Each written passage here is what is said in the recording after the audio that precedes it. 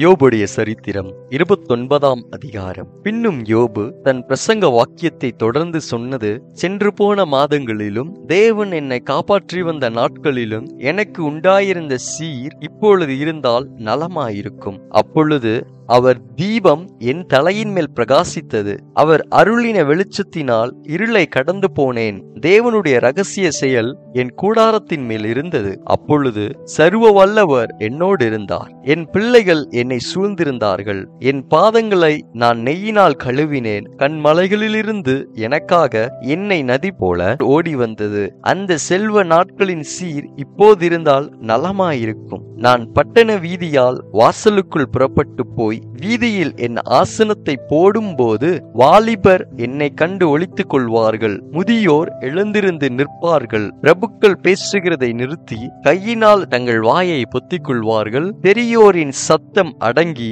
அவர்கள் நாக்கு அவர்கள் மேல் வாயோடு ஒட்டிக்கொள்ளும். என்னை கேட்ட காது என்னை பாக்கியவான் என்றது. என்னை கண்ட கண் எனக்கு சாட்சியிட்டது. முறையிடுகிற ஏழையையும் திக்கற்ற பிள்ளையையும் உதவியற்றவனையும் ரட்சித்தேன். கெட்டுப்போக இருந்தவனுடைய ஆசீர்வாதம் என்மேல் வந்தது. விதவையின் இருதயத்தை கம்பீரிக்க பண்ணினேன். நீதியை தரித்துக் கொண்டேன். அது என் உடுப்பாயிருந்தது. என் நியாயம் எனக்கு சால்வையும் பாகையுமாயிருந்தது. நான் குருடனுக்கு கண்ணும் சப்பானைக்கு காலுமாயிருந்தேன். நான் எளியவர்களுக்கு தகப்பனாயிருந்து நான் அறியாத வழக்கை ஆராய்ந்து பார்த்தேன். நான் அநியாயக்காரருடைய கடைவாய் பற்களை உடைத்து அவர்கள் பறித்ததை அவர்கள் பற்களிலிருந்து பிடுங்கினேன். என் கூட்டிலே நான் ஜீவித்து போவேன். என் நாட்களை மணலத்தனையாய் பெருக பண்ணுவேன் என்றேன். என் வேர் தண்ணீர்களின் ஓரமாய் படர்ந்தது. என் கிளையின் மேல் பனி முழுதும் தங்கியிருந்தது.